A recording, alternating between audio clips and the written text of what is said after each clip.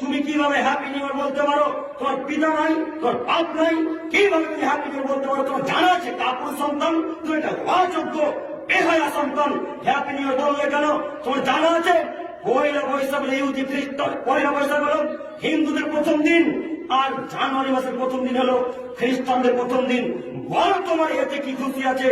তুমি কেন বললে হ্যাপি নিউ ইয়ার? তোমার বিদ্যা বুদ্ধি আছে, তোমার মানবতা আছে, তোমার ইতস্তম আছে, তোমার বোধগম্য আছে। তুমি একজন কাপুর সন্তান, তুমি শিক্ষিত সন্তান নাও, তুমি একজন অজ্ঞ সন্তান, তোমার বিদ্যা বুদ্ধি নেই।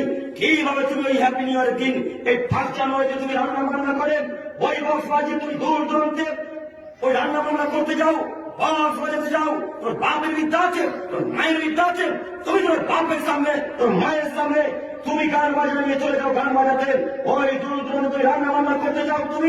তুমি কেন গেলে বলো? শোনো যুবক, তুমি একটু সাহাবাদের মূল্যায়ন করে এটা